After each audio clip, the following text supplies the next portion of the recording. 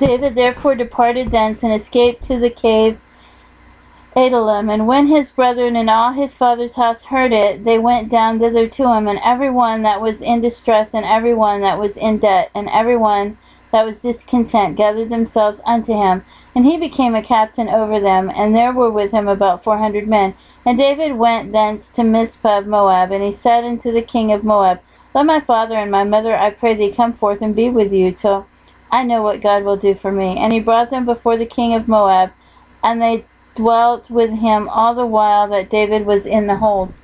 And the prophet Gad said unto David, Abide not in the hold, depart and get thee into the land of Judah.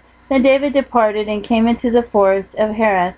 When Saul heard that David was discovered, and the men that were with him, now Saul abode in Gibeah under a tree in Ramah, having his spear in his hand, and all his servants were standing about him. Then Saul said unto his servants that stood about him, Hear now, you Benjamites, will the son of Jesse give every one of you fields and vineyards, and make you all captains of thousands and captains of hundreds, that all of you have conspired against me?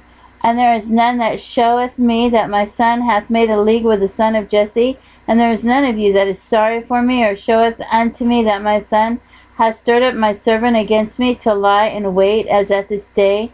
Then answered Doeg the Edomite, which was set over the servants of Saul, and said, I saw the son of Jesse come into Nob to Ahimelech, the son of Ahitub, and he inquired of the Lord for him, and gave him victuals, and gave him the sword of Goliath the Philistine. Then the king sent to call Ahimelech the priest, the son of Ahitub, and all his father's house, and the priests that were in Nob.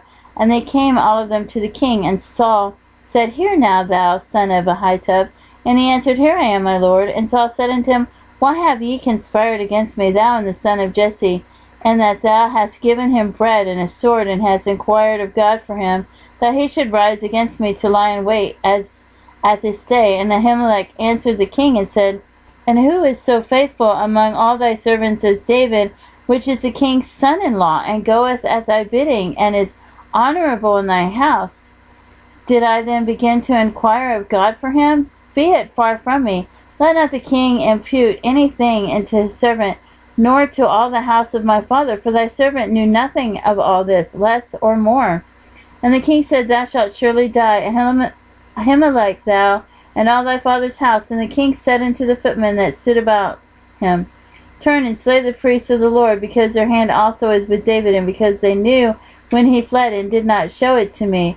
But the servants of the king would not put forth their hand to fall upon the priests of the Lord. And the king said to Doeg, Turn thou, and fall upon the priests. And Doeg the Edomite turned, and he fell upon the priests, and slew on that day 85 persons that did wear a linen ephod. And Nob, the city of the priests, smote he with the edge of the sword, both men and women, children and sucklings, and oxen and asses, and sheep with the edge of the sword. And one of the sons of Ahimelech, the son of Ahitub, named Abiathar, escaped and fled after David. And Abiathar showed David that Saul had slain the Lord's priest.